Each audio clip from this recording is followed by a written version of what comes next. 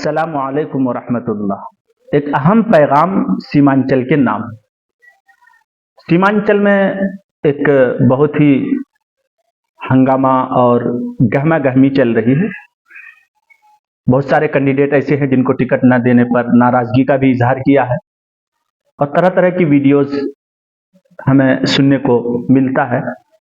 بہرحال بہت ساری باتیں ہیں، تو میں نے سوچا کہ میں بھی کچھ اپنا اوپینین، اپنی رائے رکھوں اور ایک اہم پیغام سیمانچل والوں کو دوں، خاص طور پر سیمانچل کے علماء کرام کو۔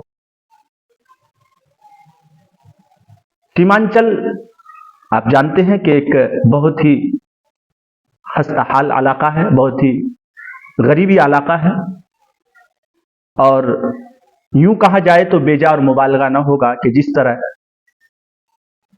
پورے ہندوستان میں بہار ایک غریب علاقہ ہے، ان میں سے بھی چن کر سیمانچل علاقہ ایک نہایت ہی خستہ حال علاقہ ہے۔ اس کے بہت سارے وجوہات ہیں، ان میں سے ایک وجہ یہ ہے کہ جو لوگ سیاسی میدان میں جیت کر چن کر آتے ہیں، جن کو ہم اپنا ترجمان بناتے ہیں، تو صرف زبانی دعویٰ کر کے رہ جاتے ہیں۔ زمینی سطح پر عوام میں خدمت کرنے کا وہ جذبہ جو شروع میں الیکشن کے ٹائم میں دکھاتے ہیں، بعد میں ٹھنڈا پڑ جاتے ہیں۔ تو میں نے سوچا کہ سیمانچل کے عوام کو اور علماء کو ایک پلیٹ فارم پر جمع کیا جائے اور ایک ایسی تحریک چلائی جائے جس سے صرف سیاسی طور پر ترقی نہ ہو، بلکہ سیاست کے ساتھ ساتھ ہمارے سیمانچل میں دینی شعور بھی بیدار ہو۔ اس کے لیے ہمیں ایک تحریک چلانی چاہیے۔ تھوڑی سی ویڈیو لمبی ہو سکتی ہے، لیکن بہت ہی اہم بات ہے، ضروری بات ہے۔ آپ حضرات اس ویڈیو کو زیادہ سے زیادہ شیئر کریں۔ دیکھیے، سیاست دین کا ایک حصہ ہے، اور اس پر ایک نہیں، میں ہزاروں مثال دے سکتا ہوں۔ اللہ کے نبی صلی اللہ علیہ وسلم اپنی زندگی میں عملی طور پر سیاست کا میسج بھی دیا ہے، پیغام بھی دیا ہے۔ مثال کے طور پر اللہ کے نبی سرکار مدینہ صلی اللہ علیہ وسلم نے جو صلح حدیبیہ کے موقع پر دب کر صلح کی تھی، آپ حضرات جانتے ہیں کہ کتنا دب کر صلح کرایا گیا، اور اللہ کے نبی اس پر راضی ہو گئے۔ اس میں بھی ایک سیاست کا پہلو تھا کہ مدینے میں یہودیوں کے سے بھی اور مشرکین مکہ سے بھی بیک وقت مقابلہ مشکل تھا، اس لیے اللہ کے نبی صلی اللہ علیہ وسلم نے سیاستاً ایک دشمن سے صلح کر کے دوسرے دشمن کا مقابلہ کیا۔ بہرحال اس طرح کے بہت سارے ہمارے پاس دلیل موجود ہے۔ اسلام میں بھی ایک شعبہ ہے جو سیاست ہے۔ بہرحال اگرچہ ہمارے علماء کرام اس میدان کو یہ کہہ کر کے، اس میدان میں اترنا ایک گندے تالاب میں اترنے کے مترادف ہے، یہ کہہ کر الگ ہو گئے ہیں، میں اس رائے سے متفق نہیں ہوں، بلکہ جس دور سے ہم اور آپ گزر رہے ہیں، اس دور کو اگر سامنے رکھا جائے تو اس دور میں علماء کا اس سیاسی میدان میں اترنا نہایت ہی ضروری ہے۔ ہم یہ کہہ کر الگ نہیں ہو سکتے ہیں کہ یہ سیاسی میدان میں اترنا گندے تالاب میں اترنے کے مترادف ہے۔ اگر کچھ جہالت کی بنیاد پر کچھ لوگوں نے اس تالاب کو گندا کیا ہے، تو صاف ستھرا اس کو کون کرے گا؟ اس کو صحیح رخ کون دے گا؟ تو اس سے متعلق انسانوں کی تین جماعت کی جائے۔ ایک تو وہ ہے جن کو اللہ اور اس کے رسول سے کوئی تعلق نہیں ہے، نہ اللہ کو مانتے ہیں نہ رسول کو مانتے ہیں، جن کو کافر مشرک بھی کہا جاتا ہے، غیر اللہ کو پوجنے والے۔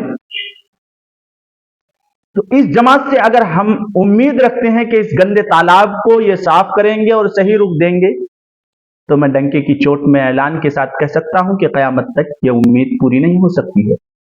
جس کو اللہ اور اس کے رسول کا ڈر نہ ہو، جس کے اندر دنیا کی ہرس و ہوس، لالچ کوٹ کوٹ کر بھری ہوئی ہو، उससे यह उम्मीद रखना इम्पॉसिबल है। दूसरी जमात, मुसलमानों में से दो जमात तकसीम की जाए, एक आमतुल मुस्लिमीन और एक उलमा की जमात। आमतुल मुस्लिमीन में से जिनको इतना अल्लाह और उसके रसूल का डर और खौफ न हो, अगर इस सियासी मैदान में उतारा जाए तो वो भी इस गंदे तालाब को साफ करने के बजाय और गंदा करेंगे। जिस तरह गैर इस सियासी मैदान को गंदा कर रहे हैं और गंदे करते जा रहे हैं, उससे तो उम्मीद हमें 1% भी नहीं है। आमतुल मुस्लिमीन में से जो लोग इस मैदान में उतरते हैं दुनिया की हिर्स, लालच, हवस लेकर, उससे भी हमें ज्यादा से ज्यादा 50% उम्मीद है, उससे ज्यादा की उम्मीद नहीं है। हाँ, इस गंदे तालाब को अगर कोई साफ कर सकता है और इसे सही रूप दे सकता है तो वो एक जमात है, जमात उलमाए किराम की। इन्नमा यख्शल्लाह मिन इबादिहिल उलमा। अगर अल्लाह से कोई जमात डरती है कमा हक़्क़हु, तो वो जमात उलमाए किराम की है। इससे थोड़ी बहुत उम्मीद लगाई जा सकती है कि इस सियासी मैदान को सही रुख दे। आज बड़े अफसोस के साथ ये बात कही जाती है कि उलमाए किराम को इस मैदान से दूर रखा जाता है। जैसा कि हाल ही में आपने देखा होगा, सीमांचल में मौलाना अब्दुल्ला सालिम साहब सियासी मैदान में उतर रहे थे कि उनको टिकट न दिया गया, ये समझकर कि अगर ये तालाब साफ हो गया तो फिर हमारी कमाई खत्म।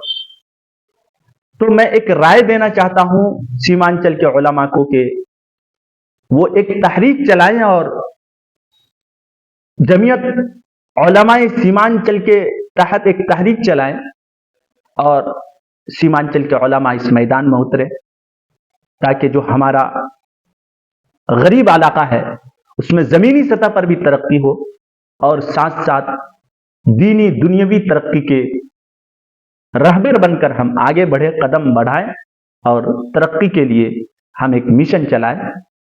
तो इंशाअल्लाह आगे चलकर हमारे सीमांचल एक मिसाल बन सकता है। अल्लाह ताला हमें और आपको अमल की तौफीक